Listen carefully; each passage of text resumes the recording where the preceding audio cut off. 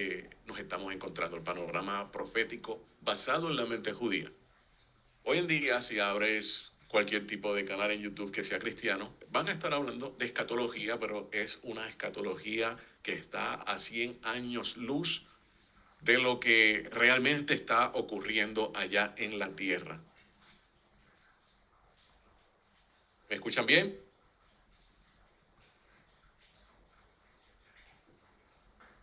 Escriben en el chat si se está escuchando bien o no. Excelente.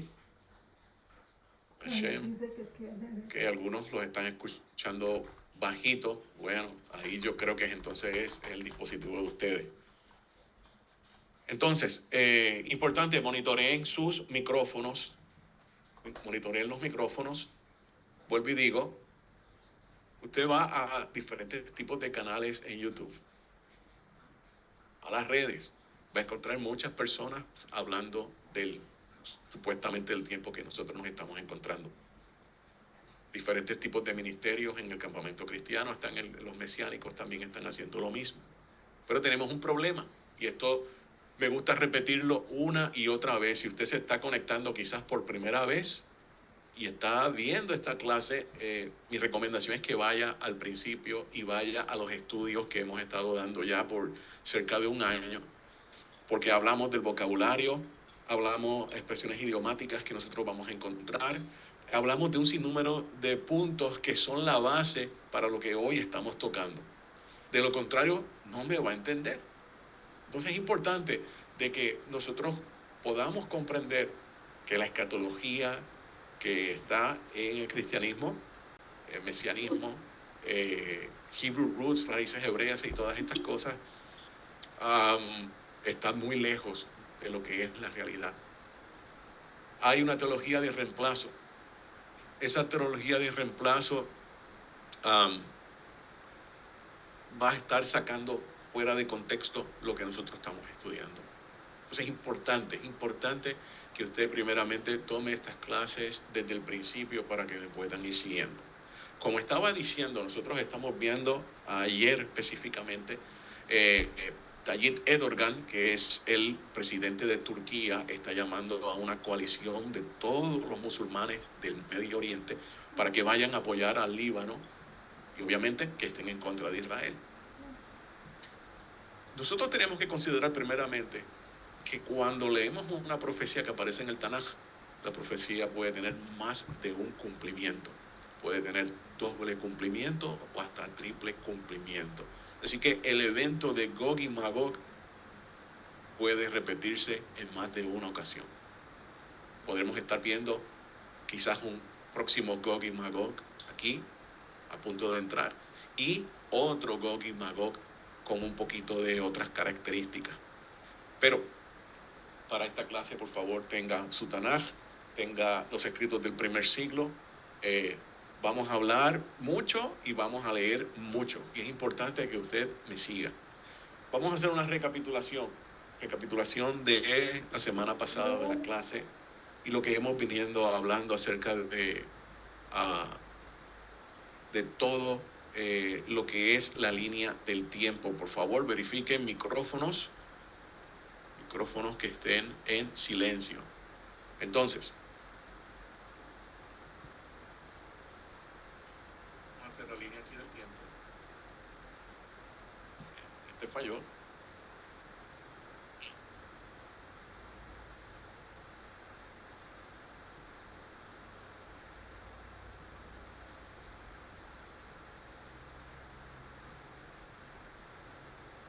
Bien. El primer año de los 7. El primer año de los 7 finales. Recuerden que los 7 finales ya están dentro de lo que se le conoce como el milenio. ¿Ok? El cristianismo enseña que esos 7 años son los que están antes de que llegue el milenio. Pero la mente hebrea no funciona así. En la mente hebrea son el nuevo milenio, la era ya como comúnmente se le llama ese milenio, y esos primeros 7 años son parte de la angustia de Jacob, de la tribulación como comúnmente se le llama, y el primer año lo va a estar comenzando en Rosh Hashanah. Son las abreviaturas Rosh Hashanah. Aquí aquí vamos a ubicar los días de asombro.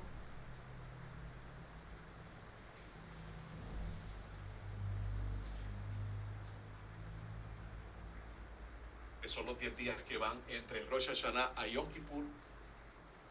Y aquí tenemos Yom HaKippurim. Repasando, en este momento, aquí, ese primer día de Rosh Hashanah, que sabemos, como lo hemos dicho bastantes veces, son 48 horas de observancia donde se va dirigiendo, se va moviendo de diferentes temas. Rosh Hashanah comienza, luego vamos a tener Yom Teruah. Yom Teruah, necesitamos saber un poco más del templo. Yom Teruah es ceremonia que se hacía dentro del templo. Estaban los Kohanim y no había muchas otras personas. Siempre había una representación, pero mayormente estamos hablando dentro del templo. Entonces, tenemos 10 días que van de aquí a aquí. 10 días, los 10 días de asombro. En esos 10 días, la Babilonia, que leemos, la Babilonia moderna, es destruida. Que basado en toda la prueba que estamos viendo, estamos hablando de Estados Unidos. Entonces, Babilonia, Estados Unidos, destruida en estos primeros 10 días. Entonces, cada una de estas líneas que tenemos aquí, línea 1, 2, 3 y 4, estudiamos los últimos 10 reyes de la casa de Judá y cómo ellos representan estos 7 años de la tribulación. Entonces, en el tercer rey teníamos a Hizquillahu o Ezequías. Importante esta figura mesiánica. Importante porque es la que va a estar limpiando, va a estar arreglando todo lo que es el templo, es la que va a estar buscando al reino del norte para que venga a celebrar las Moedim, los tiempos señalados. Y aquí tenemos entonces a Manasés, que va a ser tipología del falso Mesías, ¿okay? Falso Mesías. Pero sabemos que la vida de Ezequías se extendió por 15 años. En esa extensión de 15 años, que nos va a llevar ya al cuarto año, es donde se da la invasión de Gog y Magog. Gog y Magog, recuerden el Behamot. El Behamot, esta confederación de naciones, Behamot, que es un animal mitológico judío, que es como un gran toro fuerte. Y el falso Mesías, que viene siendo el Leviatán, la gran serpiente, el faraón, tipología también de muerte. Leviatán, que va a estar dirigiendo otra confederación de naciones europeas, mientras Gog y Magog son confederaciones de naciones principalmente de Oriente. Van a estar chocando por estos primeros 3 años y medio, 4 años, chocando, peleando, diferentes tipos de batallas que se van a estar dando. En muchas ocasiones Gog y Magog va a parecer que va a estar ganando y que el falso Mesías y su confederación, el Leviatán, va a estar perdido, pero no va a ser así. Entonces es importante ir reconociendo todos estos tiempos. Aquí, en este primer año, se va a estar dando la inauguración del altar del Mizbeach y simultáneamente el levantamiento de los justos, el levantamiento de los tzadikim, el levantamiento de los que han creído en Mashiach, y hablamos de qué era ser contado como tzadikim, como justos. Y es importante que usted vaya a revisar esas clases. Estamos hablando de personas Shomer Torah observando. Entonces, tenemos el Asaf, que es el recogimiento. Vamos a ver aquí, Asaf, el recogimiento de los justos. Y esos justos van a ser los testigos de la coronación de Mashiach y van a ser los que van a presenciar la primera parte de la boda. Entonces, tenemos justos, tenemos los indecisos y tenemos los malvados. En este punto, los indecisos obviamente van a estar expuestos a todos estos 7 años. Algunos de estos indecisos, inmediatamente cuando vean el asaf, el recogimiento de estos justos, hablamos de lo que encontramos en Job, hablamos lo que encontramos en Isaías, lo que encontramos con la vida de Eliyahu Hanabí, el profeta Elías, con Elisha, Eliseo. Eliseo pudo ver cuando se llevaron a su rabino, lo vio en el aire y fue transformado. De la misma forma, eso marca una tipología de estos indecisos. Y recuerde que estos indecisos son expertos en lo que es Torah, son expertos en lo que es la halajá. Muchos de ellos, quizás todos, se han criado dentro de lo que es la observancia, pero no conocen realmente al Todopoderoso. No tienen una relación con el Todopoderoso. Van por costumbre, porque los llevan. Conocen todos los puntos, pero no hay una relación con el Hakadosh Baruj Hu. Ellos son testigos entonces de este asaf, de este recogimiento, y tan pronto ellos ven todo esto, son transformados y ya dejan de ser o cambiar del estatus de indecisión a inmediatamente son contados como los justos. Una cosa que quizás usted, que no ha escuchado esto antes, puede estar preguntándose, ¿cómo esto es posible?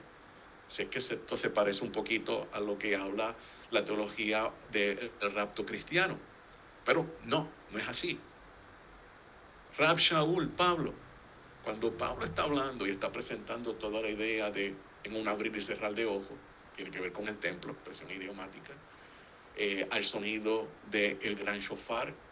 Si no haces la liturgia de Rosh Hashanah, en el Matzor de Rosh Hashanah, no vas a entender las palabras de Rab Shaul. Cuando encuentras la expresión idiomática también, el último gran shofar que habla nuestro Santo Maestro Yeshua en Mateo 24, si no haces la liturgia de Yom Kippur, tampoco vas a entender de qué le está hablando. Tenemos dos eventos diferentes. Aquí es donde la liturgia y las ceremonias del templo entran en acción. La ceremonia del templo, la liturgia de Rosh Hashanah, que es la que está hablando Rab Shaul, y la liturgia de Yom Kippur, que es la que está hablando nuestro Santo Maestro Yeshua. Hay unas diferencias entre el último shofar y el gran shofar.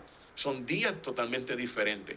Es obvio que la audiencia que conocía esto, porque hacía la liturgia, estaba acostumbrado, iba al templo, no había que darle tantas explicaciones. Pero desgraciadamente estamos en un mundo desconectado totalmente de la Torah, entiéndase templo y todas estas cosas. Si no lo estudias, entonces no vas a poder conectar un punto con el otro. Es importante, parte de regresar realmente a la Torah es sentarse a estudiar la liturgia, es sentarse con los matzorim, que son los sidures especializados para cada festival, y ver en qué consiste leerlos, no solamente leerlos, cuando llegue el momento, tiempo señalado, también hacerlo. Cada festival tiene un momento de liturgia. Tiene liturgia para la mañana, tiene liturgia para la tarde. Algunos comienzan en un tipo de liturgia en la noche anterior, pero tenemos que entender todo esto y tenemos que realizarla en el tiempo correcto. Un ejemplo, llegamos a Rosh Hashanah. Usted no puede pretender estar sonando el shofar en la tarde. Todo esto es parte de la ceremonia que se llevaba ya saliendo de la mañana hacia el mediodía, no en las tardes, mucho menos en la noche. Esto es parte de restaurar todo lo que se ha quedado atrás en el camino, y por eso es vital que usted se familiarice con toda esta liturgia. Si conoces la liturgia, si vas profundizando, entonces esto se hace mucho más sencillo. Esto es un repaso simplemente de lo que nosotros hemos estudiado ya por cerca de un año. Ahora nos enfocamos aquí en el cuarto año, en la figura de Menashe, en la figura del falso Mesías. Inmediatamente vamos a estar comenzando. Un segundito.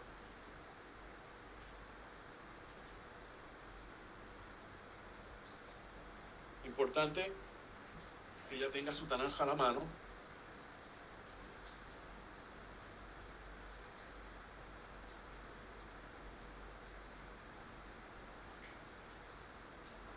La semana pasada hablamos acerca de el heraldo que viene por la voz del Todopoderoso. Y esto hay una sección que aparece en el Matzor de Sukkot, específicamente del editorial ArtScroll. El Matzor de Sukkot habla de la voz del heraldo y habla de una proclamación.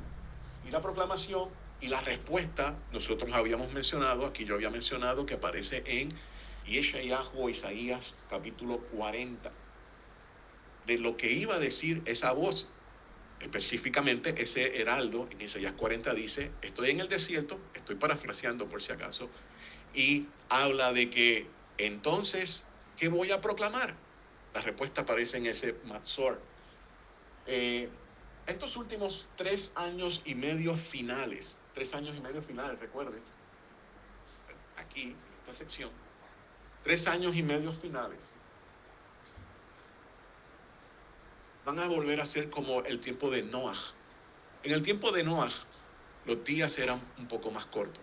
Estamos hablando 1260 días. ¿Cómo va a acontecer todas estas cosas? ¿Qué va a ocurrir?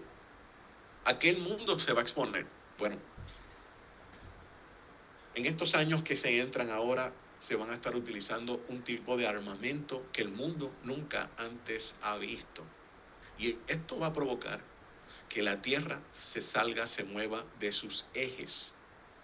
Y encontramos una evidencia de esto también en Isaías. Vamos a Isaías capítulo 24, 20. Isaías capítulo 24, verso 20.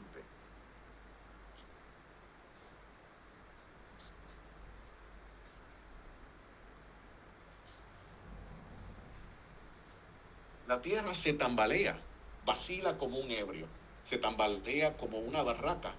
Tanto le pesa su pecado, se desploma y no se alza más. ¿Cómo se puede tambalear el planeta? ¿Cómo se puede mover como un borracho? Los exégetas judíos hablan de un desequilibrio totalmente en todo el planeta. Y esto lo podemos encontrar en Zacarías, lo podemos encontrar en, hay otro profeta más que nos habla de esto, Amós, si no me equivoco. Y es importante entonces que nosotros prestemos atención de qué está hablando. Esto va a afectar entonces que el conteo que nosotros llevamos hoy en día siga igual. Habiendo dicho eso, tomamos en cuenta que, volvamos al mapa, de este primer año a este cuarto año, tenemos a los 2 testigos en acción, 1260 días, hablando Torah. Y van a estar hablando muchas cosas. En el cuarto año van a ser muertos. Adar número 10, hablamos la semana pasada, es que se va a colocar la abominación desoladora. En este caso hablamos que es más de una imagen. Esto ocurre aquí. Cuarto año. Adar 10. Abominación desoladora. Más de una imagen puesta en el Santo Templo, en sus atrios. Hablamos de la opinión de nuestro maestro Joseph Good acerca de cómo sería esa imagen. Sería un híbrido, un asherim, algo que tiene genitales tanto masculinos como femeninos. Él cree que puede ser una cruz con una imagen, como estoy hablando, totalmente distorsionada. Y le dimos bastante fuerte a este tema que va desde Isaías 40 hasta Isaías 46. Todo donde comienza a hablar de la abominación y describe todos y cada uno de los pasos de cómo las personas se van a ir atrás de todas estas cosas. 1260 días antes de la llegada también del Mashiach sería Nisan 10. El falso Mesías va a estar entrando, cuarto año, volvemos, Nisan 10. ¿Qué ocurrió en Nisan 10? Bueno, nuestro Santo Maestro Yeshua entra a Jerusalén, montado en el pollino. Hablamos de que muchas veces se han intentado conquistar lo que es Rusia, lo que es toda esta sección por diferentes imperios. Napoleón lo intentó, fracasó en invierno. Lo intentó la Alemania nazi en invierno, fracasó. Lo ha estado intentando por los últimos 2 años Estados Unidos con la OTAN, camuflajeándose bajo la bandera ucraniana, y ha fracasado. Estamos hablando en invierno. ¿Por qué Rusia? Hablamos también de eso en este último año. Rusia es el que está dirigiendo todo el Behemoth, todo este conglomerado de naciones.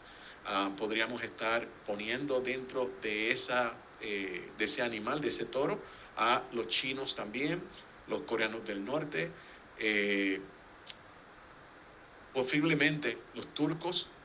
Ahí los dejamos, todavía no estamos 100% seguros de esto, estamos también basándonos en opiniones de sabios de la Torah.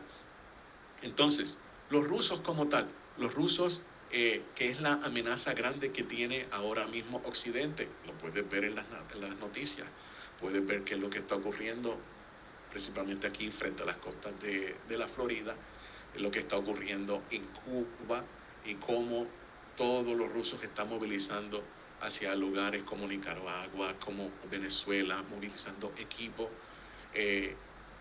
Están en la expectativa. Todos y cada uno de las naciones acá en Occidente están en la expectativa de que ellos hagan alguna otra movida. Rompieron relaciones ya oficialmente entre ayer hacia hoy con Francia. Así que estamos esperando que algo esté ocurriendo, pero todavía no estamos hablando de este evento, de Gog y Magog. Todo se está preparando. Es importante que nosotros entonces entendamos que el falso Mesías, en ese tiempo de Adar, todavía hay invierno en toda esa región. Es importante de que estemos familiarizados con las profecías que encierra el libro de Esther, lo que es la fiesta de Purim. Muchas personas se quejan diciendo que eso no es una fiesta ordenada, que mira las cosas que están ocurriendo en Israel hoy en día cuando se celebra Purim, pero dentro del libro de Purim hicimos un análisis, ya llevamos varios años haciendo un análisis del mismo. Nuestro maestro Joseph Wood hizo un análisis también, escribió un libro acerca de todo esto. Se vive una tribulación, hay un rescate, tenemos la figura del falso Mesías con la vida de Amán, tenemos la figura del Mesías de Israel con Mordejai o Mardoqueo, tenemos a Israel en la tipología de la reina Esther.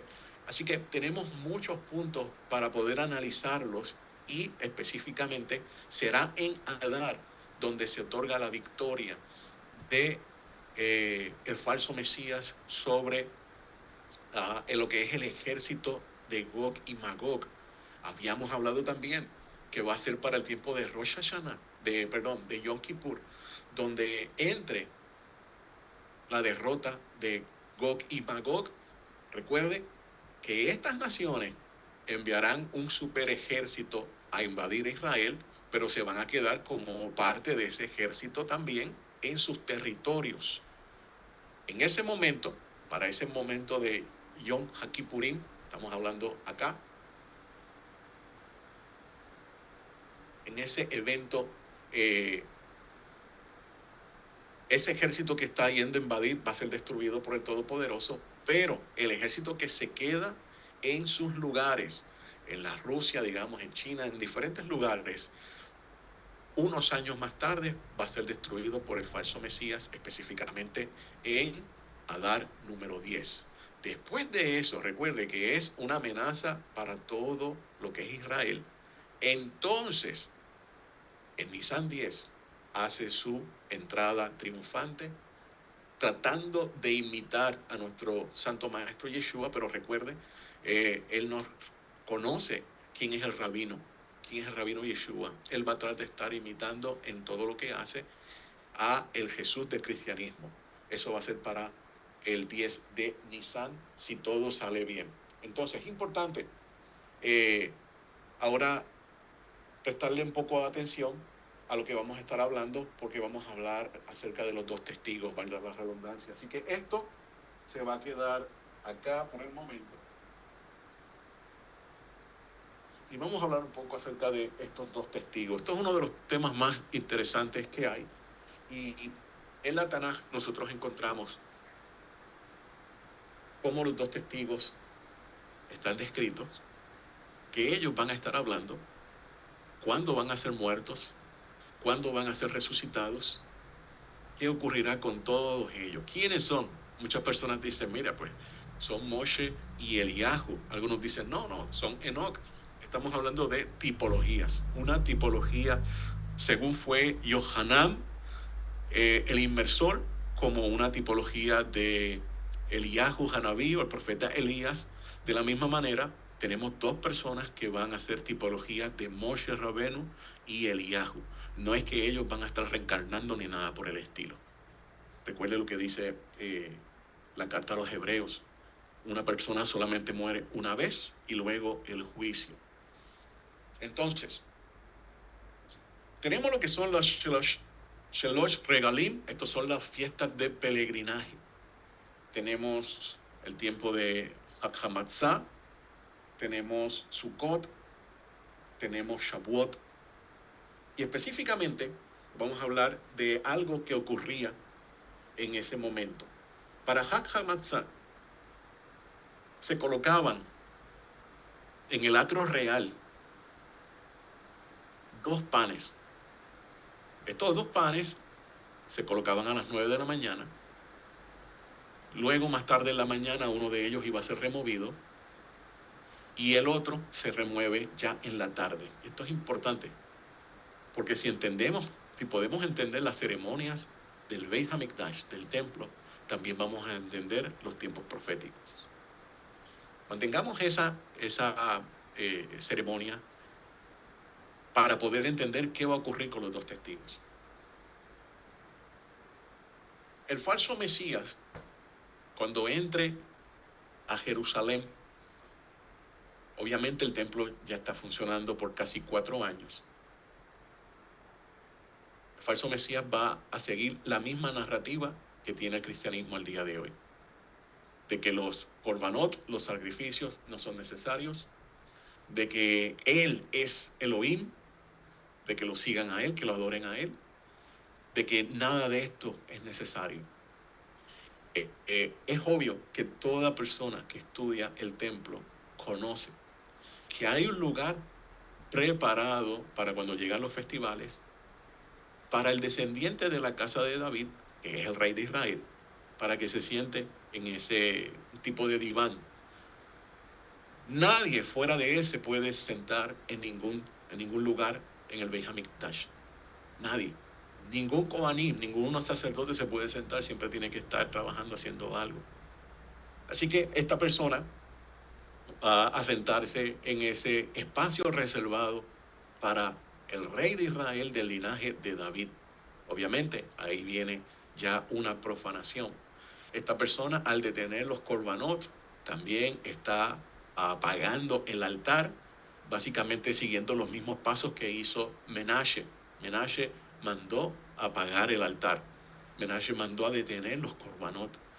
Seguimos el mismo patrón. Si estudiamos estos últimos 10 reyes de la casa de Judá, vamos a saber qué va a estar ocurriendo estos 7 años. Y es obvio que en los últimos, entonces, 3 años y medio, vamos a tener, en vez de un rey de la casa de Judá, 2 reyes por año en lo que va a estar aconteciendo en ese momento. Entonces, hablé de que por 1260 días estos dos testigos van a estar hablando de la Torá, van a estar hablando acerca de todos los detalles del Santo Templo. Y obviamente este mensaje va a estar penetrando en el corazón de todos los que lo estén escuchando.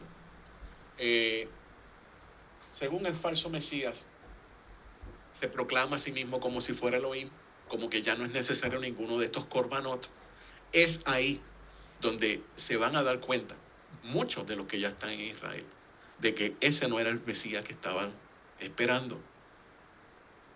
Está muy claro para todo estudiante de la Torá que los korbanot no pueden ser sustituidos, que los korbanot no pueden ser eliminados.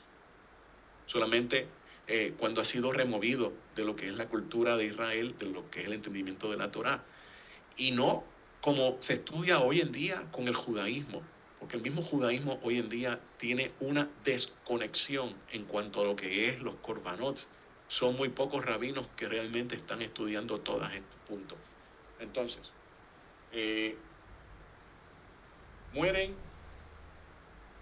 estos dos testigos, mueren básicamente ya para el 10 de Nisan, cuando entra el falso Mesías.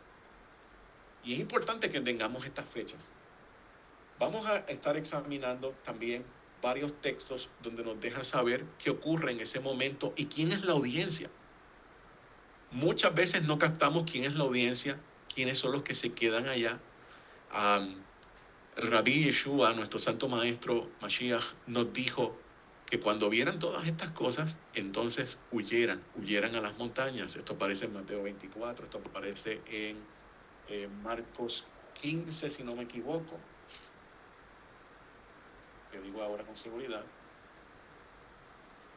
Aparece en Lucas 21, Marcos 13, 15, Mateo 24, 15. Todo eso está ahí.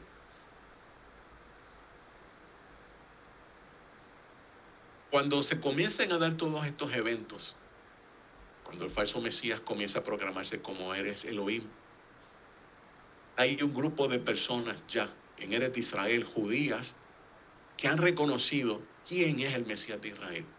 Y obviamente el que están viendo ese impostor no les va a creer ningún tipo de estas palabras, pero la masa grande de personas que no han reconocido eso, ahí se van a dar cuenta de que tienen delante un impostor y de que realmente el Mashiach ya había venido, pero el Mashiach con el concepto real, con el concepto judío.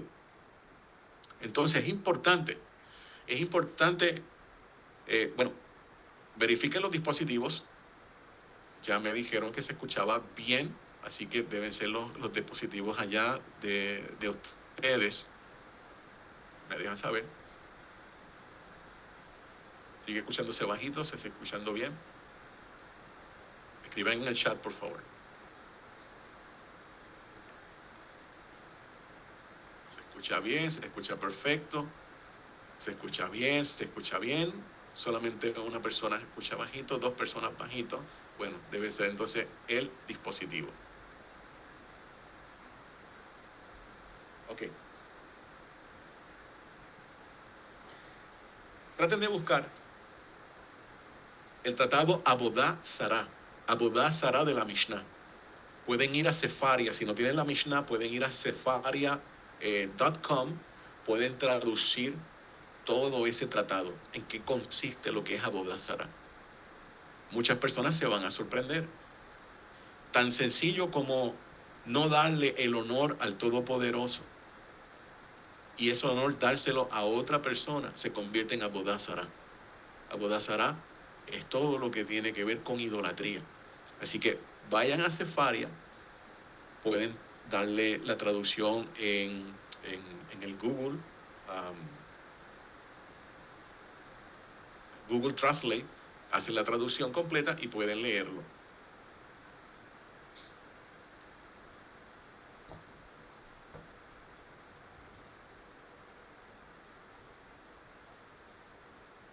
Segundito.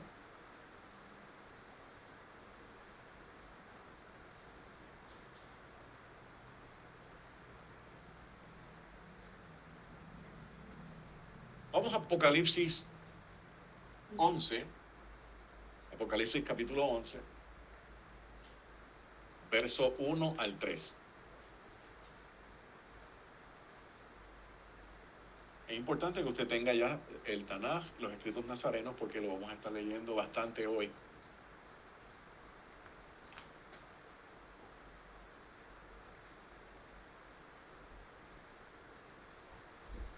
11, 1 al 3. Dice, y me fue dada una caña semejante a una vara, diciendo, levántate y mide el santuario de Elohim, el altar y los que adoran en él. Pero el atrio del santuario dejado fuera, no lo midas, porque ha sido entregado a los gentiles, y ellos hollarán la ciudad santa durante 42 meses.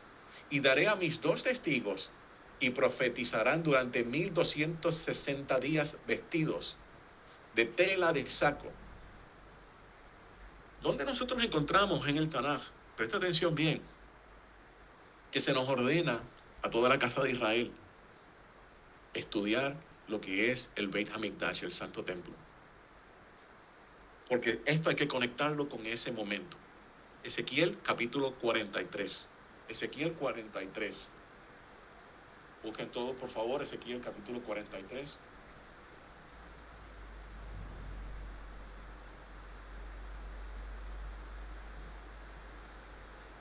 Ezequiel 43.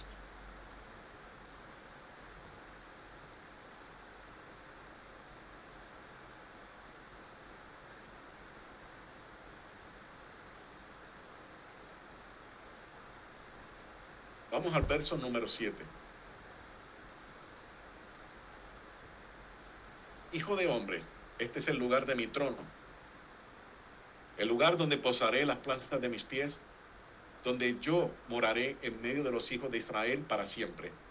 La casa de Israel no profanará más mi santo nombre, ni ellos, ni sus reyes, ni sus idolatrías, ni con las cadáveres de sus reyes en sus lugares altos, poniendo su umbral junto a mi umbral, y su contrafuerte junto a mi contrafuerte.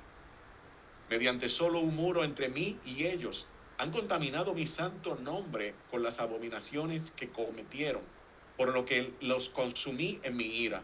Ahora pues, alejen ellos de mí sus idolatrías y los cadáveres de sus reyes, bien lejos de mí, y yo moraré en medio de ellos para siempre. Tú, oh hijo de hombre, muestra esta casa a la casa de Israel, para que se avergüence de sus iniquidades y midan con exactitud el diseño y se avergüencen de todo lo que han hecho. Hazles entender la forma de la casa, sus salidas, sus entradas, toda su descripción, todas sus configuraciones, todas sus leyes. Descríbela delante de sus ojos para que guarden todos sus reglamentos y las pongan por obra. Y continúa hablando sobre la ley de la casa. La casa, como ya ustedes saben, es una expresión idiomática para el Beit HaMikdash. Hashem le dijo al profeta que le hablara a toda la casa de Israel, no está hablando solamente a la casa de Judá, de que estudiaran todos los detalles del Beit HaMikdash. Comienza hablando de que mida todo. Y de momento encontramos en Apocalipsis, entonces capítulo 11, verso 1 al 3, que comienza diciendo que comience a medir el santuario de Hashem, el altar, los que adoran en él, y que el atrio de los gentiles pues no lo mida. Es sabido de todos los estudiosos de la Torá que nunca se mide lo que está para las naciones, nunca. Entonces, es importante de que nosotros podamos conocer todos los detalles, todos los puntos, y es un reto para muchos. Cuando nosotros vemos eso y nosotros encontramos de que tenemos los 2 testigos hablando por 1200 días, por 3 años y medio, entonces, ¿qué ellos van a estar hablando? Acerca de, sí, quién es Hashem, quién es Mashiach, pero van a estar hablando también todo lo que es concerniente al Beit HaMikdash. Todo. Importante que cuando llegue ese momento, todos los que están reconociendo ahora de que aquel que vino hace 2000 años atrás es el Mashiach, se enteran de todos estos puntos. Tienen 3 años y medio escuchando en todo Israel las palabras de estas 2 personas. Y seguimos con el trabajo que ellos van a estar haciendo.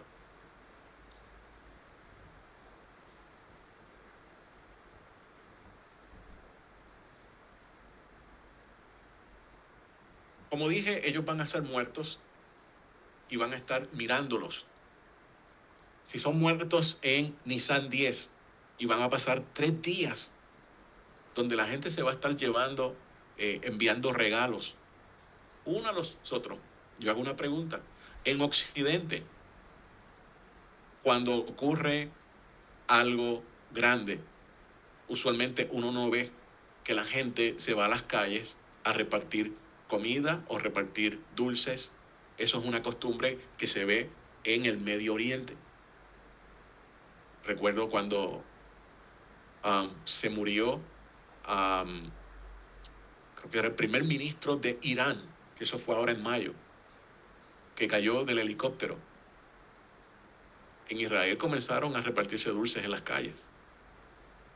Cuando cometieron los atentados el 9/11, los palestinos en Israel comenzaron a repartirse también dulces. Cuando ocurrió lo de la masacre de octubre 7, los palestinos en Samaria y en Gaza comenzaron también a repartirse dulces y a celebrar. Así que la práctica de que nosotros encontramos en Apocalipsis, de que se van a estar enviando regalos unos a los otros cuando mueran o asesinen a los 2 testigos, tiene que ver con una audiencia del Medio Oriente. Tiene que ver con lo que va a estar ocurriendo en Israel y en todo ese sector. Eso es para tenerlo en mente. Continuamos con Apocalipsis 11, ahora del 4 al 6. Estos son los 2 olivos, los 2 candelabros que están en pie delante del Eterno de toda la tierra. Si alguno procura dañarlos, un fuego procede de sus bocas que devora a sus enemigos. Donde nosotros encontramos un precedente de una persona que abre su boca y un fuego los consume. Con Eliyahu Hanabí, el profeta Elías, cuando llegan los 50 hombres de acá buscándolo y le dicen, estoy parafraseando ahora, si tú eres profeta del Eterno, hombre del Eterno o algo así, ven conmigo. Y él le dice, si yo soy profeta del Todopoderoso, que baje fuego del cielo. Bajó fuego del cielo en 2 ocasiones.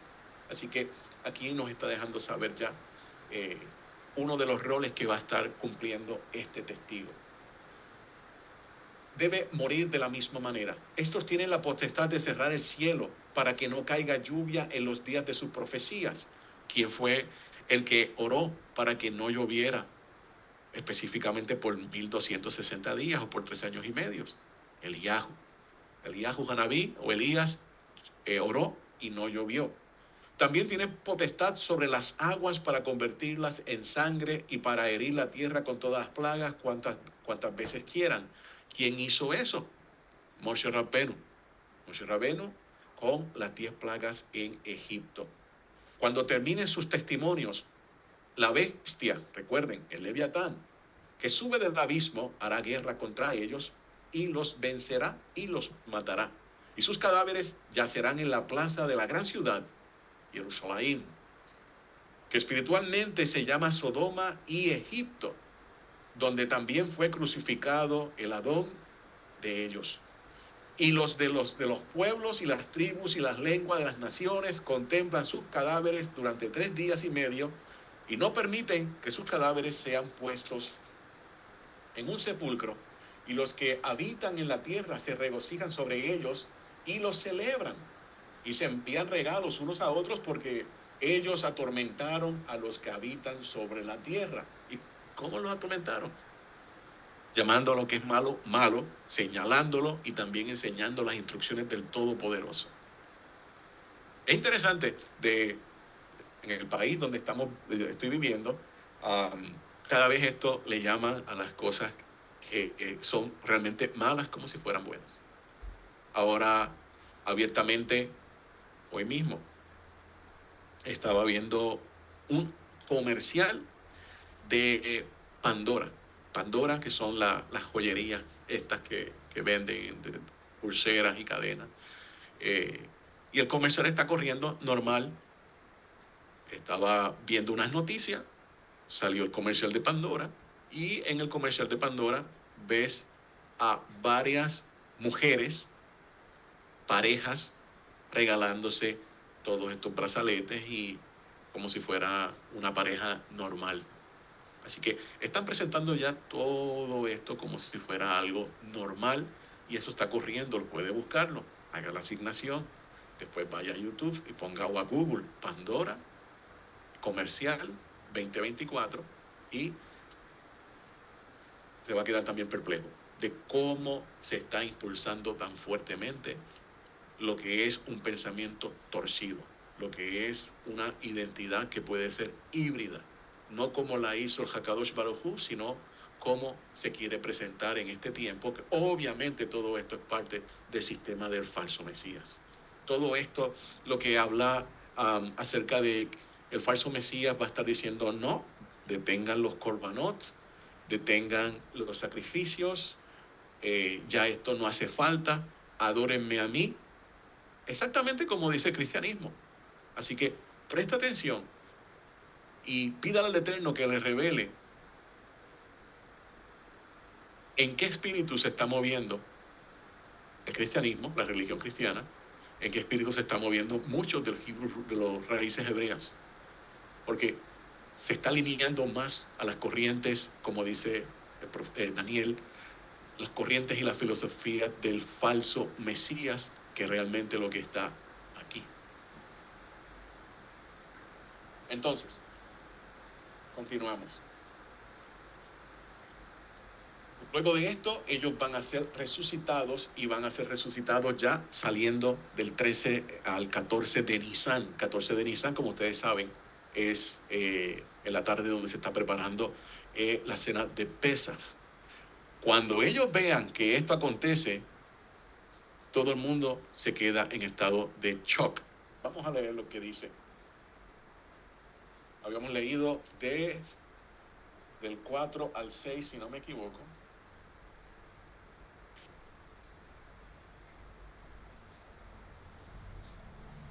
Un poco más. En el 10. Y los que habitan en la tierra se regocijan sobre ellos y los celebran y se envían regalos unos a otros porque ellos atormentaron a los que habitan sobre la tierra. Pero después de los 3 días y medio, y ya estamos entrando, si fueron muertos el Nisan 10, estamos entrando ya para el tiempo de Pesaj.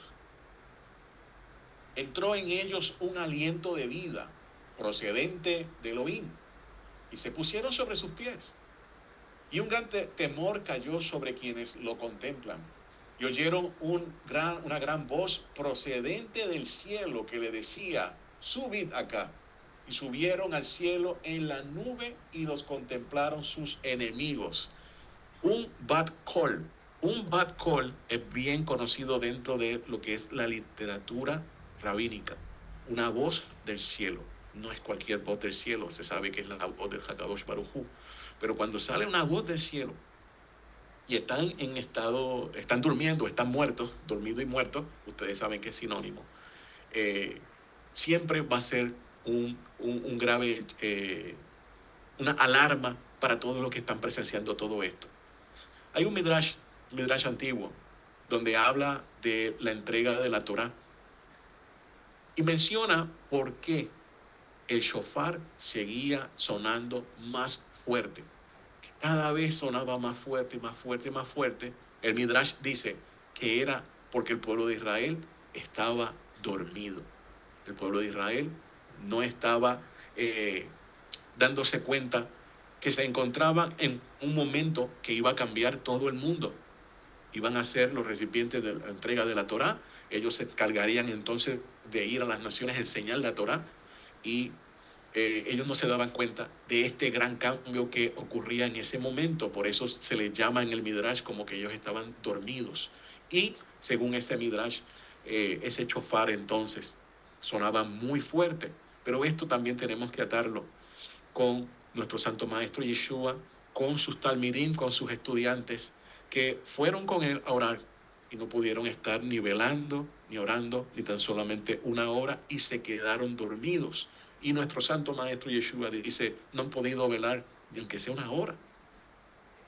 Hay un momento trascendental el Hijo del Hombre va a ser entregado, va a ser torturado, y no se dan cuenta en el momento que estamos viviendo y están dormidos.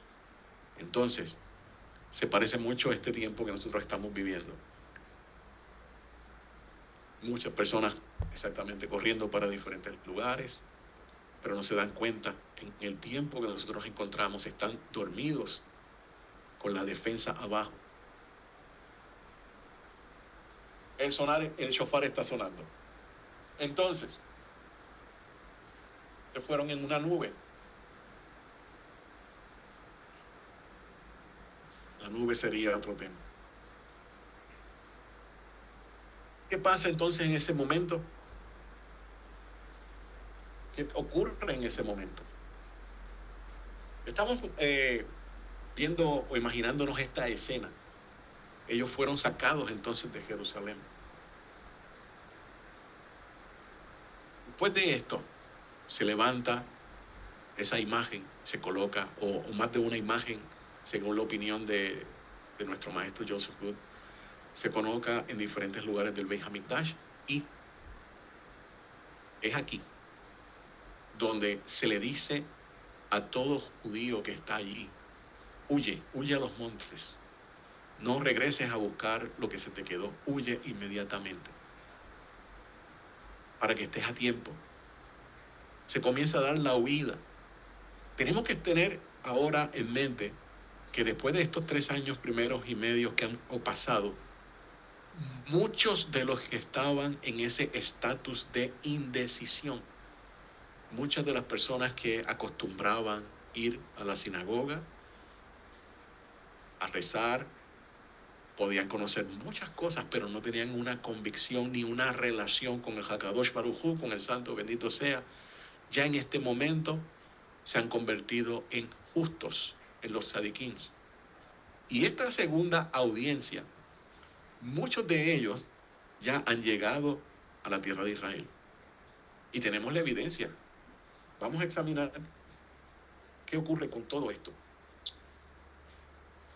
Todo ese pueblo, o ese remanente, vamos a decirlo mejor, ese remanente que queda ahí en Jerusalén para este evento, tiene que ser sacado. Tiene que ser sacado porque por los siguientes 42 meses, Jerusalén va a ser entregado en manos de los goyim, en manos de los que no tienen pacto. La ciudad va a cambiar totalmente. Hashem va a tener un trato especial con todos y cada uno de ellos en los lugares donde van a ir. Y luego se encargará de los que están allí, de los que están en todo lo que va a ser Israel. Recuerden que las naciones árabes han entrado para este momento. Las naciones árabes han tomado control de Israel como nosotros lo conocemos hoy en día. Los eventos que se dan antes de que llegue esto va a cambiar muchas reglas del juego. Por ejemplo, tenemos muchos lugares que son en Jordania, en Arabia Saudita, incluso en una parte del Líbano, como Tirón. Uno puede decir, ¿cómo es posible que el remanente de Judá vaya hacia esos lugares? ¿Cómo es posible? Estamos pensando con la situación que se vive hoy en día, pero no necesariamente esto va a estar así como hoy en día en ese momento. Las cosas van a ir cambiando. Muchas de las personas que están allí en el Medio Oriente, que ahora van a comenzar a ver todo lo que hace el falso Mesías, se van a levantar muchos de ellos en contra de lo que el falso Mesías está haciendo, y esto lo vamos a analizar en los últimos Reyes, y ellos ya han ido escuchando un poco de lo que era la Torá del Todopoderoso, por aquellos 2 testigos 3 años y medio antes. Así que hay una semilla que se ha ido sembrando. Mientras todo va evolucionando y convirtiéndose cada día más en caos, hay una semilla que se sembró en esos 3 años y medio primero y va a ir germinando poco a poco.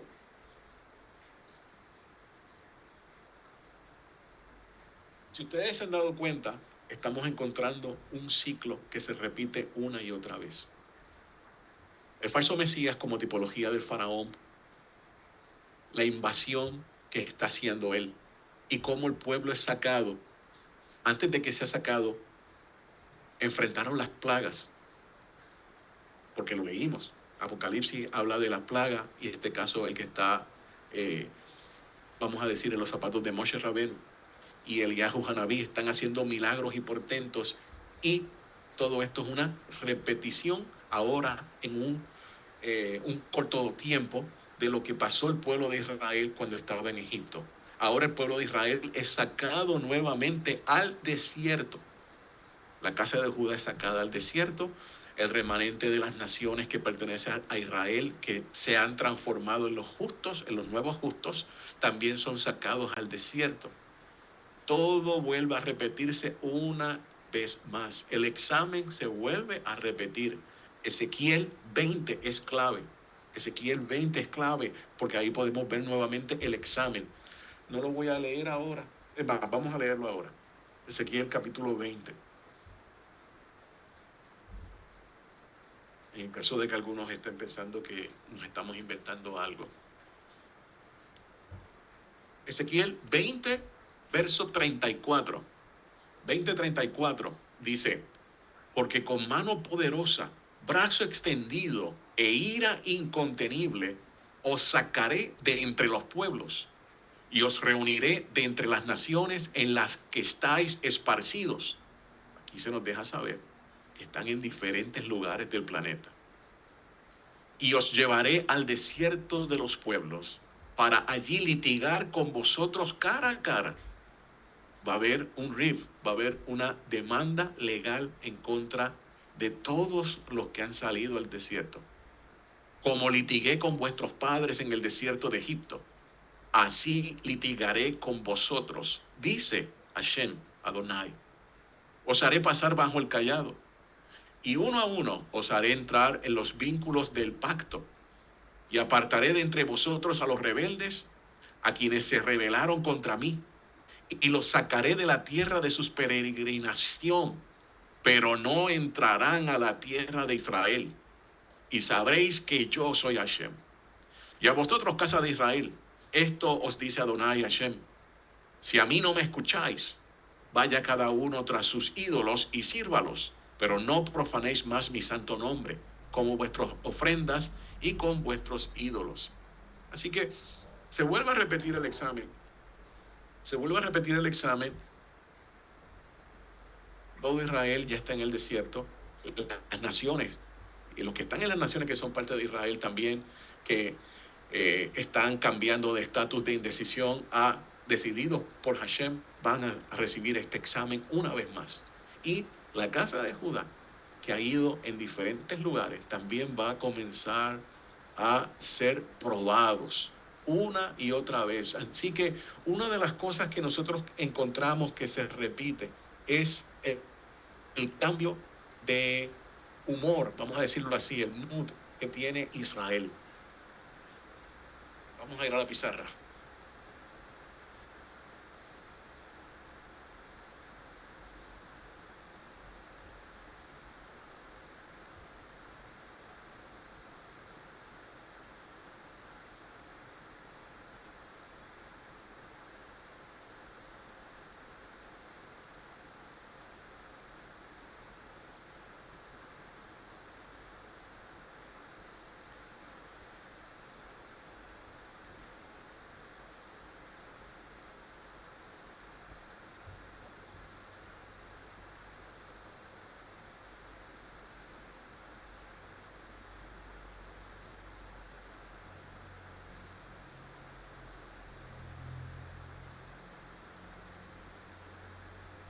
Esta es la vida de todos y cada uno de nosotros desde el pasado, Israel.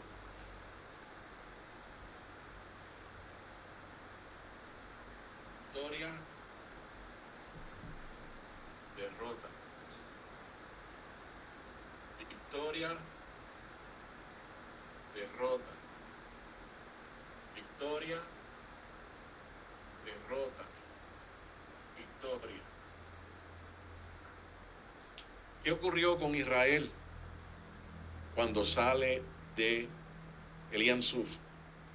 Sale del mar de los juncos. Era una victoria. ¿Qué pasó unos días más tarde? Comenzó la queja, comenzó la sed, comenzó el hambre. Hashem los alimentó. Llegaron al monte Sinaí, reciben la Torá, están victoria. Unos días más tarde, unas semanas más tarde, el becerro de oro. Luego de esto, se siguen dando instrucciones, se envían a los espías. Victoria, estamos en la tierra que Hashem dijo que nos iba a dar. ¿Qué pasa? Que estamos leyendo esta semana. El mar informe. Derrota. Una y otra vez ha sido el ciclo de todo Israel. Un día estoy aquí, mañana estoy en el piso. Hashem no ha cambiado, siempre ha sido el mismo, siempre ha estado ahí, brindándonos todo lo que nosotros necesitamos. Pero la falta de confianza en Hashem hace que uno se vaya a la derecha, uno se vaya a la izquierda. Esto de Ezequiel 20, donde todo Israel va al desierto a ser probado por Hashem, a ser litigado, dice, hay un litigio, hay una demanda en contra del pueblo de Israel. Porque todos y cada uno de nosotros, al decir sí somos Israel, aceptar a Hakadosh Baruj Hu, entramos en un convenio y muchas veces vamos con infracciones al mismo convenio que el cielo las está anotando. Y en ese momento llegará el momento, valga la redundancia, la demanda y nos enfrentaremos. El desierto de las naciones. Eso nos va a examinar. Y si volvemos a cometer el mismo error que cometieron nuestros antepasados de quejarnos, no vamos a entrar a la tierra prometida. Lea con calma Ezequiel 20:34 en adelante. Entonces, vamos a revelaciones. Antes de eso, vamos a leer un poco de Zacarías 4. Zacarías 4. Zacarías.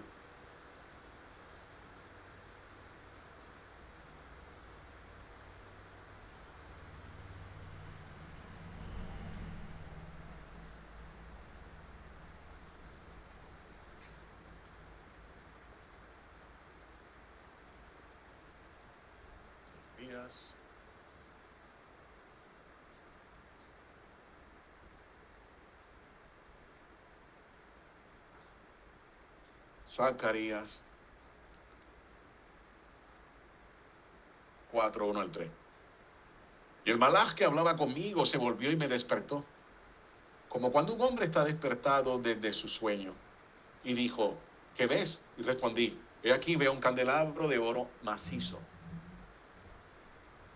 con su tazón encima y sus 7 lámparas sobre él, con 7 canales para cada una de las lámparas que tiene encima, y junto a él 2 olivos, uno a la derecha del tazón y otro a su izquierda. Proseguí y dije al malaj que hablaba conmigo, ¿qué es esto, señor mío? Y el malaj que hablaba conmigo respondió y me dijo, ¿no sabes qué es esto? Y dije, no, señor mío. Así que respondí y me explicó, aquellas 7 son los ojos de Hashem que recorren toda la tierra. Y le dije, ¿qué simbolizan estos 2 olivos a la derecha y a la izquierda del candelabro? E insistí, ¿qué simbolizan las 2 ramas de olivo que están al lado de los 2 canales de oro, que vierten de sí un aceite dorado? Y me contestó, ¿acaso no sabes qué simbolizan estas cosas? Y dije, no, señor mío. Respondió, estos son los 2 ungidos que están delante de Hashem de toda la tierra. Esto es la palabra de Hashem para Zorobabel, no con ejércitos ni con fuerza, sino con mi espíritu, dice Hashem Sebaot. ¿Quién eres tú, oh gran monte? Ante Zorobabel serás aplanado. Él sacará la piedra principal con aclamaciones de gracia, gracia a ella. Otra vez vino a mí palabra de Hashem diciendo, las manos de Zorobabel han puesto los cimientos de esta casa, y sus manos la concluirán. Entonces conocerán que Hashem Sebaot me envió a vosotros, porque ¿quién es el que desprecia el día de modesto comienzo? Se alegrarán y verán las plomadas en manos de Zorobabel. Esto tenía que ver con los 2 testigos que estábamos hablando. Y vamos a inmediatamente a Apocalipsis, capítulo 12. Apocalipsis capítulo 12. Cuando el falso Mesías se da cuenta que no puede convencer a la casa de Judá, obviamente porque la casa de Judá ha comenzado a entender lo que es el templo, cómo funciona. Ustedes que me están escuchando ahora, este es el tiempo de uno poder sentarse a investigar en qué consiste el Beit HaMikdash. Ustedes escuchan a mi maestro Rico, a todos los maestros que están levantándose en los del camino, una y otra vez haciendo hincapié en la importancia de aprenderse el templo. Muchas personas entienden de que simplemente eso es un capricho. Muchos otros han tenido el atrevimiento de llamarlos hasta templarios y cosas así por el enfoque al templo. Pero si leemos Ezequiel capítulo 43, usted se va a dar cuenta que es una ordenanza del Todopoderoso, de que si no entendemos el templo, si no entendemos las ceremonias que se están dando allí, si no entendemos lo que es la liturgia que sale del templo y la practicamos Shabbat y cuando llegue el momento de los festivales en su momento correcto, no vamos a poder entender lo que está hablando Apocalipsis. Apocalipsis 12. Una gran señal fue vista en el cielo. Una mujer vestida de sol y la luna debajo de sus pies y en su cabeza una corona de 2 estrellas. Y estando encinta gritaba con dolores de parto, angustiada por dar a luz. Otra señal fue vista en el cielo. He aquí un gran dragón, el Leviatán, rojo, que tenía 7 cabezas y 10 cuernos y en sus cabezas 7 diademas, y su cola arrastra la tercera parte de las estrellas del cielo y las arrojó a la tierra. Y el dragón estaba en pie delante de la mujer que estaba a punto de dar a luz para que devorara a su hijo cuando ella diera a luz. Y ella dio a luz un hijo varón, en el cual va a pastorear a todas las naciones con vara de hierro. Pero su hijo fue arrebatado hacia Elohim y hasta su trono. Y la mujer huyó al desierto, allí donde tiene un lugar preparado por Elohim, para que allí la sustente durante 1270 días. Y se produjo una batalla en el cielo, Miguel y sus ángeles, para luchar contra el dragón. Y luchó el dragón y sus ángeles, pero no prevaleció, ni fue hallado en el cielo lugar para ellos. Y fue arrojado el gran dragón, la serpiente antigua, el llamado diablo, el Satán, el cual engaña al mundo entero. Fue arrojado a la tierra y sus ángeles fueron arrojados con él. Entonces oí una gran voz en el cielo que decía, ahora se manifiesto la salvación y el poder del reino de nuestro Elohim y la soberanía de su Mashiach, porque fue arrojado el acusador de nuestros hermanos, el que los acusaba día y noche delante de nuestro Elohim. Y ellos lo vencieron por medio de la sangre del corderito y por las palabras de tu testimonio, y despreciaron su vida hasta la muerte. Por tanto, regocijaos cielos y los que moráis en ellos, ay de la tierra y del mar, porque el diablo ha bajado hasta vosotros con gran furor, sabiendo que tiene poco tiempo, y cuando el dragón vio que había sido arrojado a la tierra, persiguió a la mujer que había dado a luz al varón. Pero a la mujer fueron dadas las 2 alas de la gran águila, para que volara lejos de la presencia de la serpiente al desierto, a su lugar, y allí donde es alimentada por tiempo y medio tiempo. Bien, según nosotros hemos visto que nuestro Mashiach también tenía uno que iba delante de él, en este caso la tipología de Eliyahu, en el caso de Yohanan. También el falso Mesías tiene un falso profeta. Como dije, al ver que ellos no pudieron lograr el efecto que estaban buscando en el judío, en Eretz Israel, entonces va a comenzar la persecución. Va a comenzar a desplegar su ejército en toda la tierra de Israel, específicamente en Jerusalén, para ir a cazar a todos y cada uno del remanente de la casa de Judá. Pero entonces el Eterno le da la oportunidad de que todos ellos se muevan, de que todos ellos huyan en un lugar que él tiene preparado. El falso Mesías no va a llegar a esos lugares, los va a dar por muertos.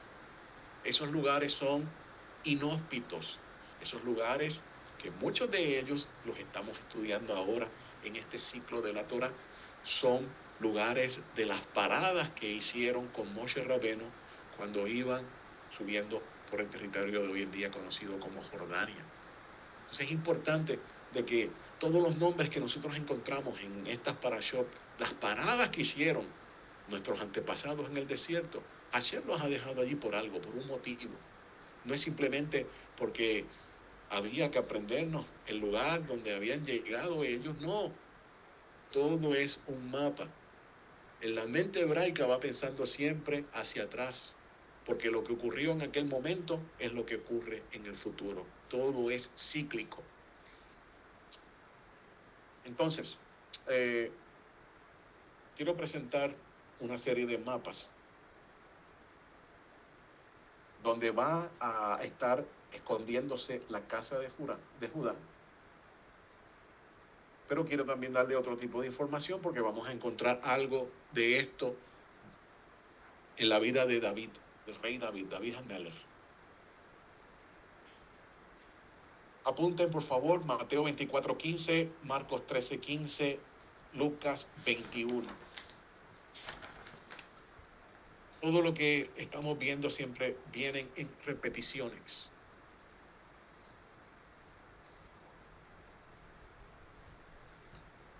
Un segundito.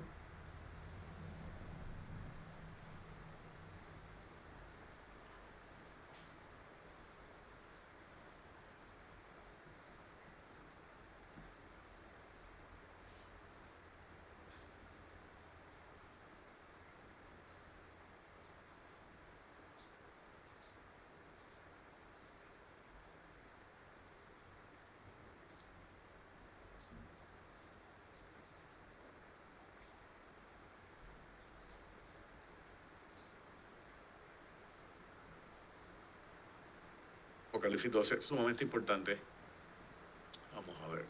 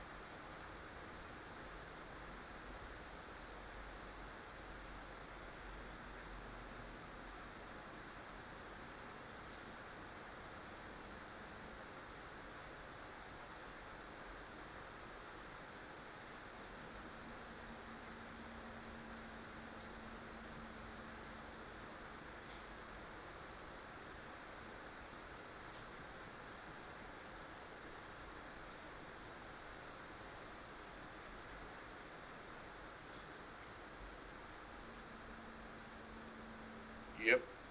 Aquí estamos nuevamente. Segundito que tuve que buscar la ayuda de mi maestro. ¿Dónde estás tú? There we go.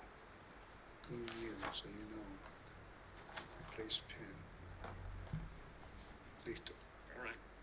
¿Verdad? Ok, familia. vamos a estar examinando algunos de los lugares de escape. Tenemos 8 lugares de escape. Hoy vamos a ver si podemos lograr solamente hablar de los primeros 2 lugares de escape. Bien, quiero que vean el mapa que ustedes tienen en pantalla. En este mapa,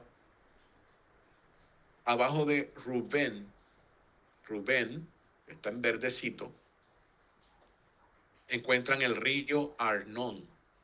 Ya esto es en el territorio de Jordania. Bueno, territorio que está ocupando Jordania, mejor dicho, porque todo esto le pertenece a Israel. El río Arnón, aquí va a ser uno de los lugares de escape, Arnón. Luego,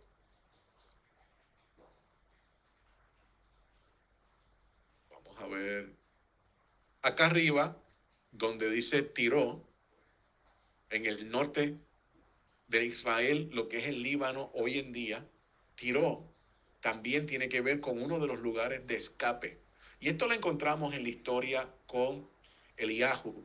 Cuando Eliahu sube, se encuentra con una viuda.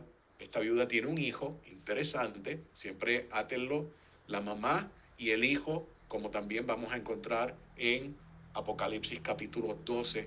Está la mujer que da a luz, que obviamente es Israel. El hijo fue llevado al cielo, Mashiach. Pero acá tenemos nuevamente una tipología de una mujer con un hijo. Esto también lo vamos a encontrar en el profeta Elisha.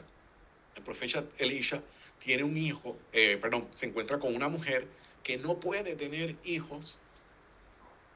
Al cabo de un año, si no me equivoco la historia, estoy haciendo memoria, ella da a luz un hijo. Más adelante, cuando el hijo es un poco más grande, el hijo sufre unos dolores bastante fuertes y este hijo muere. La mujer manda a buscar al profeta Eliseo, que es el estudiante de Eliahu. Elisha va, el niño es resucitado. Bajo el pensamiento rabínico, ese hijo que fue resucitado es el que se convierte en el profeta Jonás. Hablé hace ya unos años atrás de esto. El profeta que viene de Galilea. Jonás estaba en Galilea. También es comparado con ese profeta de Galilea que es nuestro santo maestro Yeshua. En este caso hoy tenemos a la viuda en Tiró que le hace la torta, tiene la masa, tiene el aceite, que nunca termina. Ese milagro, el que nunca termina, solamente una porción para un día de harina y aceite, es la tipología de lo que va a experimentar la casa de Judá cuando esté en estos lugares.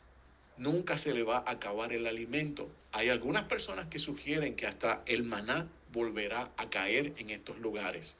Bien, Pela, este lugar que tienen aquí, Pela está en el territorio de Jordania, abajo de Raot Gilead, arriba de Jabes Gilead. Pela, bien importante, Pela es el lugar donde en un momento dado Eliahu escapó cuando Acab lo estaba buscando. Cuando Adriano, el emperador romano, envió a las tropas a pelear contra Bar Kokhba. Bar Kokhba había sido proclamado como Mashiach. Un grupo grande decidió huir hacia Pela porque no estaba apoyando a Bar Kokhba. Y muchos de estos eran ya creyentes en Mashiach. No podían apoyar a una persona que sabía que no era el Mashiach. Así que tomaron la decisión de irse. Dicho sea de paso, en ese momento es donde viene el divorcio oficial entre los que reconocían a Yeshua como Mashiach y los que no reconocían a Mashiach. Huyeron a este lugar Pela. Nuevamente Pela volverá a ser escondite de todos y cada uno de estos, los que están, vamos a decir, que estén en estas regiones de lo que hoy en día es Samaria, yéndose hacia Pela. Tenemos aquí, se puede apreciar un poco mejor, arriba de Moab, que está en el sur, a su derecha en la pantalla, arriba de Moab tenemos el río Arnón. Ese río es sumamente importante porque, como dije al principio, va a ser lugar donde se van a estar escondiendo. Tenemos también ahora en la península del Sinaí. El Sinaí que está para Arabia Saudita, ¿ok? Recuerde que tanto el Golfo de Suez como el Golfo de Aqaba son parte del Lian Suf, del Mar de los Juncos. Aquí en esta península encontramos Kadesh Barnea. Kadesh Barnea y el monte Sinaí está bien al sur de la península. Es otros lugares donde van a estar huyendo lo que es el remanente de la casa de Judá. Ahora, vamos a hablar un poco acerca de los dos primeros lugares. Los otros 6 los vamos a estar desarrollando en las siguientes clases. Tenemos, vamos a ver si yo no lo tengo aquí. Yarmuk, Pela, Mahanaim, creo que lo vieron, no sé si se dieron cuenta. Aquí tienen el río Jabok, arriba de Amón. El río Jabok es otro de los lugares, no se lo mencioné antes. Tenemos Mahanaim, arriba de Gad. Mahanaim fue donde luchó Jacob con el Malach de Hashem. Ese lugar también es otro donde va a ser el escondite de la casa de Judá.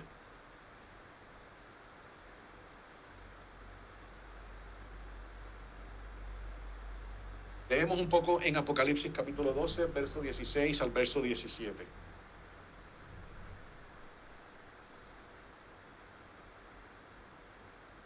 Pero la tierra ayudó a la mujer, pues abrió la tierra su boca y se tragó el río que el dragón había arrojado de su boca.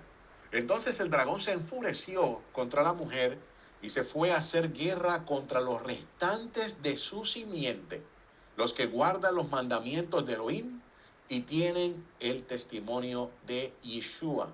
Y se paró sobre la arena del mar. Bien. No pudo hacerle nada al remanente de la casa de Judá y fue a hacerle entonces la guerra a los descendientes de la casa de Israel completamente, los descendientes de la mujer, que están en diferentes lugares del planeta. Estos son los que ya se han convertido en sadiquims. Hay una diferencia entre los sadiquims antes de los primeros 7 años de esta angustia y los que se transforman en sadiquims o justos durante estos 7 años. Los que fueron llevados en el Asaf.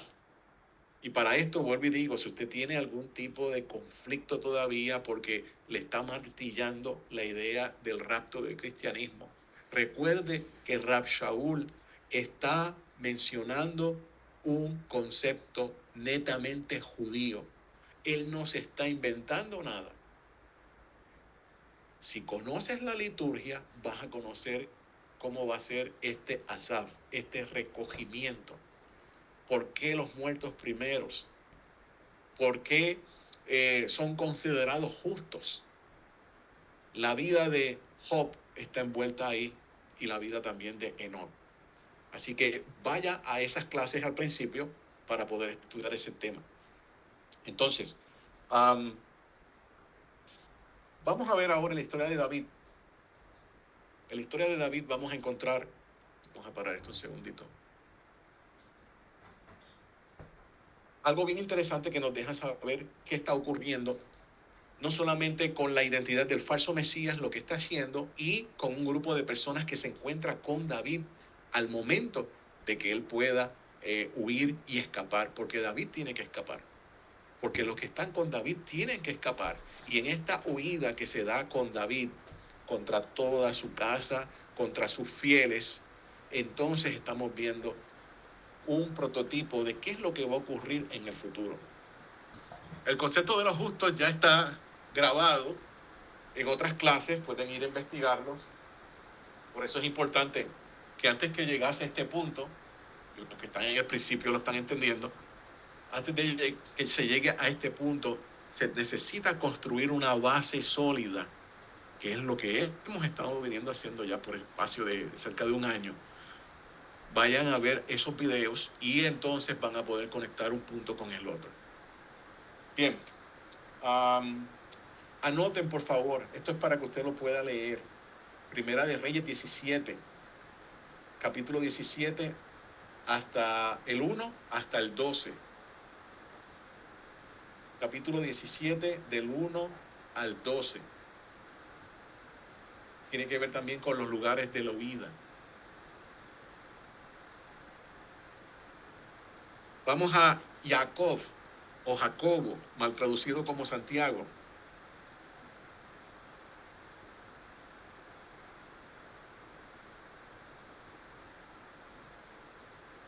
Jacob,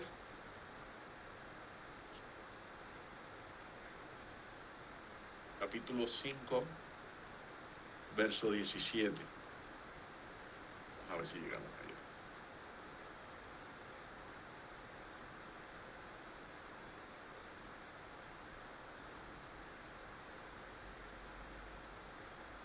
Vamos a ir acá.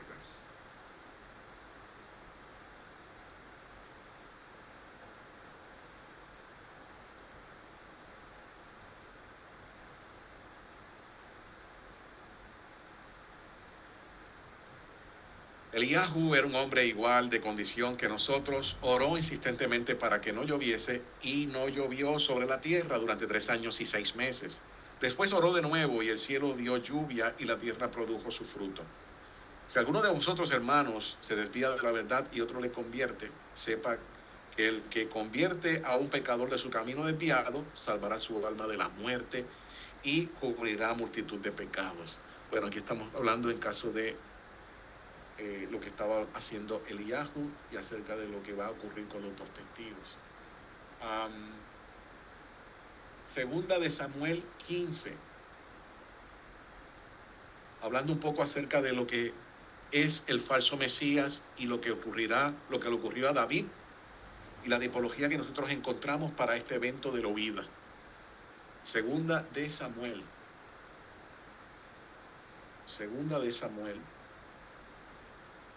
15.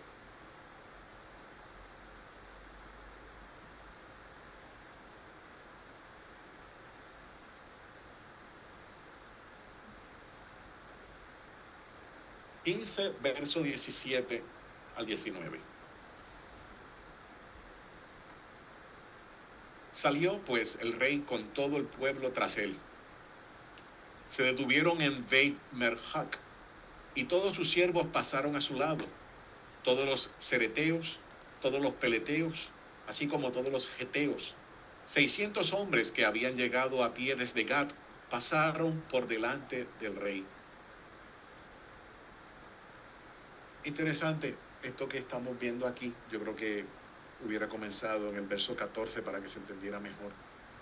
En el verso 14 dice: y David dijo a todos sus siervos que estaban con él en Jerusalén: levantaos y huyamos, porque no tendremos escapatoria delante de Absalón.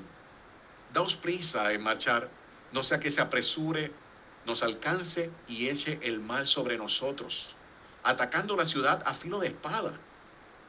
Y los siervos del rey contestaron al rey: he aquí, tus siervos están listos para todo lo que nuestro señor el rey disponga. Y salió entonces el rey con toda su casa tras él, pero el rey dejó a 10 mujeres concubinas para cuidar la casa. Absalom o Abshalom, padre de paz. Totalmente lo contrario. La figura de Absalom, que fue un asesino desde el principio, una persona totalmente ensoberbecida, una persona que habla un poquito de cómo es el carácter del falso Mesías, el cual persigue a su padre, el cual va a estar haciendo unos actos increíblemente vergonzosos cuando llega a Jerusalén. Tenemos a David que dice: no puedo salvar a Jerusalén, tengo que huir. Y David sale, y sale con un grupo de personas que ya las mencioné aquí. Las encuentras en el verso 18. Dice que habían cereteos, peleteos, geteos, 600 hombres que habían llegado a pie desde Gat. Todos y cada uno de estos hombres eran filisteos. Filisteos, entiéndase, los filisteos que vienen de las islas del mar, pueden ser descendientes de los Jefaitas o los hijos de Jafet, familia de los helenos. Todas estas personas eran leales a David. Estas personas, específicamente los geleteos, eran de Gat, de donde era Goliat. Ustedes saben que David en sus años de juventud, mientras el rey Shaul estaba buscando, estuvo un tiempo también con los filisteos quedándose allá. Así que David, antes de convertirse en rey, claro está, gozaba de una gran fama. Y muchas personas de los filisteos, guerreros, porque eso que estamos hablando, que son como 600, si añadimos a las mujeres de ellos, estamos hablando fácilmente de más de 1000 personas. Pero estos 600 eran la guardia personal de David. La guardia personal de David. Mire lo que ocurre cuando ellos se van con David. Están abandonando Jerusalén. Estoy en el verso número 19. Entonces el rey dijo, o sea, David, a Itai el geteo: ¿por qué vienes tú también con nosotros? Vuelve y quédate con el rey, pues tú eres un extranjero y también un desterrado de tu lugar. Llegaste ayer y hoy te haré vagar con nosotros mientras voy a donde voy. Vuélvete y haz que tus hermanos vuelvan contigo, y haga Hashem contigo misericordia y verdad. Pero Itai respondió al rey y dijo: vive Hashem y vive mi señor el rey, que donde quiera esté mi señor el rey, sea para muerte o para vida, ciertamente allí estará tu esclavo. Y David respondió a Itai: anda y pasa adelante. E Itai el geteo pasó con todos sus hombres y con todos los niños que estaban con él. Y todo el país lloraba en gran voz cuando todo el pueblo estaba cruzando. También el rey cruzó el torrente del Sidrón, y toda la gente que cruzaba rumbo al camino del desierto. Entonces, exactamente, como dice mi hermana, como Ruth, ¿qué le está diciendo David? Literalmente, llegaste ayer. Ustedes llegaron ayer. Ustedes aparentemente no han pasado ni una conversión formalmente y ya quieren venirse con nosotros. Lo que dijo Itai fue sumamente importante, porque dijo: no, tú eres mi rey. Tú eres mi rey, yo te voy a seguir a ti. Estoy parafraseando. Y ellos mismos van moviéndose completamente, van llorando. Están saliendo de donde vive David, de la ciudad de David. El Kidrón está un poco más abajo, digamos quizás a un cuarto de milla de ese lugar. Y van a ir, y esto va a ser para la clase que viene, van a ir en dirección del Monte de los Olivos. Y es importante, porque hay unas historias que están detrás de esto en un trasfondo. Por ejemplo, el verso 24 dice: he aquí también cruzó Sadoc y todos los levitas que estaban con él, cargando el arca del pacto de Elohim. Ellos asentaron el arca de Elohim hasta que todo el pueblo terminó de salir de la ciudad. Entonces subió Abiatar, y luego el rey dijo a Sadoc: haz volver el arca de Elohim a la ciudad. Si he hallado gracia ante los ojos de Hashem, él me hará volver y me permitirá verla, a ella y a su morada. Y si él dice: no me complazco en ti, heme aquí, que haga de mí lo que bien parezca ante sus ojos. Y dijo además el rey al sacerdote Sadoc: ¿no eres tú el vidente? Vuelve a la ciudad en paz, y vuestros 2 hijos con vosotros, tu hijo Ahimás y Jonatán ben Abiatar. Mirad, yo me detendré en los vados del desierto hasta que venga palabra de vuestra parte para informarte. Porque por lo que Sadoc y Abiatar llevaron el arca de Elohim de vuelta a Jerusalén y se quedaron allí. Verso 30. Y David subió la cuesta de los olivos, y la subió llorando, y tenía la cabeza cubierta e iba descalzo. Y todo el pueblo que estaba con él había cubierto cada uno su cabeza, y lloraban mientras subían. Y fue dado aviso a David diciendo: Ahitofel está entre los que conspiraron con Absalón. Entonces David exclamó: Oh Hashem, te ruego que entorpezcas el consejo de Ahitofel. Ahitofel era, Ahitofel, perdón, era consejero de David, era bien amigo de David y estaba traicionando a David. David iba hacia el monte de los olivos y David iba llorando. Exactamente como ocurrió con nuestro santo maestro Yeshua. Estaba llorando en ese lugar antes también de ser capturado. Y hay una historia bien interesante acerca de la presencia de la Shekhinah, de cuando salió del santo templo, se quedó un tiempo en el monte de los olivos posada. Esto es una historia obviamente midrashica, pero estamos viendo aquí unos paralelos increíbles. Las historias que nosotros encontramos en la Torá, en el Tanaj, no simplemente están allí para narrarnos lo que ocurrió, están allí para dejarnos saber qué va a ocurrir en el futuro. Historias como esta, el rey David huyendo ya a una edad bastante avanzada comparado para aquel momento, porque su hijo quiere asesinarlo. Su hijo, claro está, ya lo hablé, he mencionado, es un sinónimo o es una tipología del falso Mesías. El orgullo de su hijo, que está caracterizado por su cabello, es lo que lo va a hacer caer cuando sea enredado todos sus cabellos, y entonces un general de David lo ejecute. Pero en toda esta movida que estamos viendo, David se está yendo con toda la ciudad, con todos los que realmente aman al rey, un grupo de ellos, 600 personas. Y yo hago una pregunta: ¿cuántos fueron la multitud mixta que salió de Egipto? 600,000 aproximadamente. No estoy seguro. Entonces, todo vuelve nuevamente a repetirse. Estas personas simplemente aman a Hashem, están con el rey. Y esto nos deja saber que habrá un grupo de personas en ese momento, contadas como justos, como sadiquín, que no pertenecen a Israel, que están recién llegados, como dice el mismo texto, llegaron ayer, pero van a ir detrás de él. Aquí es donde nosotros podemos ver escapatoria. La pregunta sería: tendríamos que, los que pasen por ese evento, tendrían que llegar a hacer todo lo posible por llegar a Israel.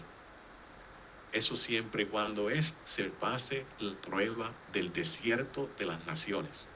Cuando pases el examen, porque el mismo Hashem dice en el profeta Ezequiel, capítulo 20, que el que no pase la prueba no va a llegar a la tierra de Israel. Eso es para tenerlo en mente. Lugares donde van a estar escapando. Vuelvo y repito, se repite esta la historia de Eliahu, la historia de los que fueron huyendo después de la invasión de Adriano. La semana que viene, Besra Hashem, entonces vamos a estar tocando y desmenuzando estos lugares. Son 8 en total de los que encontramos. Eso que no hablamos de Selah. Selah es otro nombre que se le da a Petra. Otro lugar de refugio. Enfóquense en ser contados como los justos, como los sadiquín, en este tiempo, para ser parte del asaf del recogimiento. ¿Qué es un justo, un sadik, delante del Todopoderoso? ¿Cómo se define? Para eso, vaya a los archivos, busque quiénes son esas personas que son consideradas justas o sadiquín, para ser partícipe de esa primera parte de la boda. Vuelvo y recalco, estamos hablando de temas que son judíos, nada que ver con teologías de reemplazo, nada que ver con ideas extrañas. Rab Shaul no va a traer algo que sea extraño. ¿Qué significa al sonido del último shofar. ¿Qué significa al sonido del gran shofar? Estudia entonces el Matzor de Rosh Hashanah, el Matzor de Yom Kippur, y se va a dar cuenta que todo está en la liturgia. Lo que menos se practica hoy en día en la gran mayoría de las congregaciones que vuelven a la Torá, reconociendo a Yeshua, son la liturgia. Y ahí es donde el Eterno ha dejado escondido todas estas cosas. Recuerde que la liturgia viene del templo. Esto no es de los rabinos ni nada por el estilo. Esto proviene del templo. Bueno,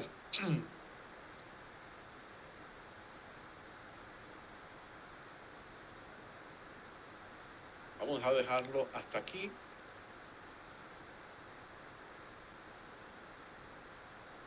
Lo dejamos hasta aquí. Y la semana que viene vamos a entrar todavía en más detalle de estos lugares.